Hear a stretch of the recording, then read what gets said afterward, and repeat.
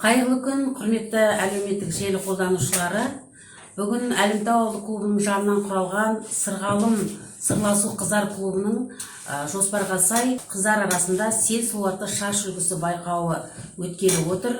Міне бүгінгі байқауға қатысатын 7 қызымызды өздерінің қалауы бойынша келіп, әр сыныптан қатысқалы отыр. Байқауды өткізудегі мақсатымыз қыздарымызды ептілікке, шеберлікке, еңбекке, әсемдікке, сұлулыққа баулу. Ал енді 2 шарт берілген байқауымызда. Бірінші, оңай әрі тез жасалынатын шаш үлгісін жасау. Екінші, сол шаш күтімі жайлы өздері біраз мәлімет беру көпшілікке. Бүгінгі байқауымызда қазылық жасайтын қазылар алқасымен таныс болыңыздар. Әлия Молдағұлова мектебінің қазақ тіл пәнінің мұғалімі Мұсайла Ботагөз, Сарыағаш қаласының ең үздік, ең шебер шаштаразы Боташева Гүлназ, және мен өзім мәдениет үйінің меңгерушісі Қонысбаева Нағима бүгінгі байқауымызға қазылық жасайтын боламыз. Ал қыздар дайынбыз ба? Иә.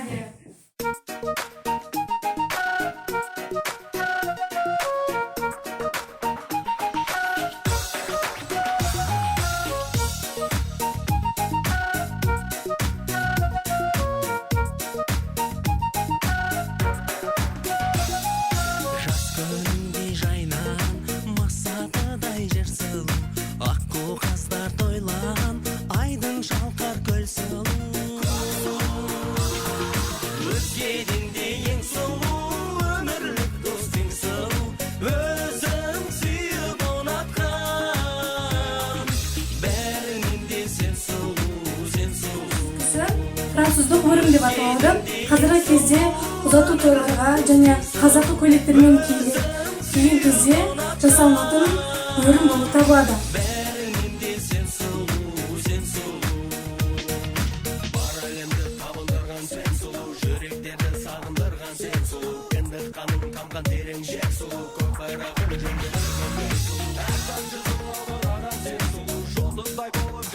Әрқашанда әдемілікке ұмтыл дейді. Тіпті қолынан келмесе де соған қарай тырыс дейді. Мен нағыз маман болмасам да, бүгін осындай тез әрі оңай жасалатын шаш үлгісін жасадым.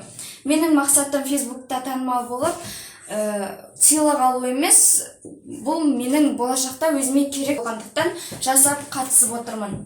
Және де отырыстарға, тойларға, мерейтойларға дегендей жиындарға осылай істеп баруға болады. Бұл шаш үлгімен түрлі түсті көйлектерді киюге болады. Немесе мына ақ гүлдерге сәйкес ақ көйлек немесе ашық түсті көйлектерді киюге болады. Ел жанаты ендала, ел сұлуы қыз бала дейді ғой, сондықтан да әдемі болып жүрейік. Және де шаш күтіміне келетін болсақ, бұрынғы ата әже апаларымыз күрішті жуып, күріштің суымен шашын жуған. Себебі ол шашты өсірген және де қалыңдатқан. Және де жұмыртқаның сарысымен жуған. Себебі ол шаштың көп түспеуіне ықпалын тигізген. Шаштың, яғни түбін қатайтқан. Сайын айранмен жуып отырған. Себебі айран қалыңдатқан шашты. Және де кереуінен сақтаған. Қазіргі кезде дамыған заман болғандықтан көбісі шаштарына маска жасайды, түрлі шампундармен жуады. Арасына химикат қосылғандықтан біздің басымыздың терісіне де зиянын келтіруі мүмкін. Сондықтан да бұрынғы әже апаларымыздың тәсілін ұстанған дұрыс деп ойлаймын. Табиғат әйелге былай дейді: қолынан келсе сұлу бол, қаласаң дана бол, ал ақылды саналы болған міндеттісің дейді. Сондықтан да сұлу боламыз деп сұлулық қуалап, ақылды болуды ұмытып кетпейік қыздар. Нұрыны төккен қырмызы, аспандағы күн сұлу, жаман қаққан жұлдызы, айлы кеште түн сұлу. Өзгеден де ең сұлу, өмірлік достың сұлу, өзің сүйіп ұнатқан, бәрінен де сен сұлу, сен сұлу. Құрметті көрермендер, менің бүгінгі шашымды мынандай.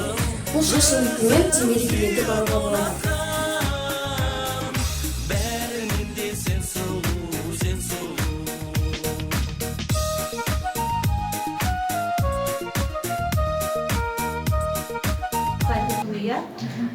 барларыңа да мың алғыс деймін. Бірінші сендерді тәрбиелеген ата-аналарыңа, екіншіден осы жерге сендерге бар бойындағы білімдерін, үшіншіден осы оқушылардың арасында біздің өте мықты өнерлі оқушыларымыз өте көп, жауапкершілігі мықты. 27 ақпан күні сол сырғалым қыздар клубының жоспары бойынша сен сұлу атты қыздар арасында шаш сәндеу байқау өткен қыздардың арасында. Міне сол байқауға Тәттібек Ұлданай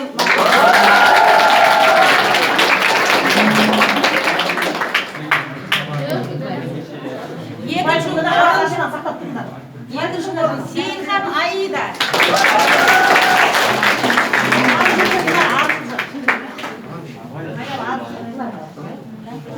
Бірінші орын Қуанған Шуақ.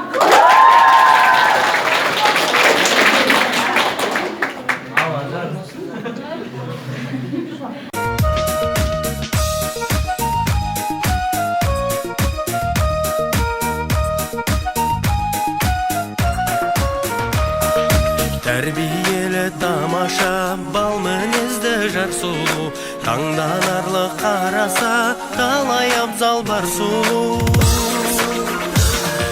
Өзгенің де ең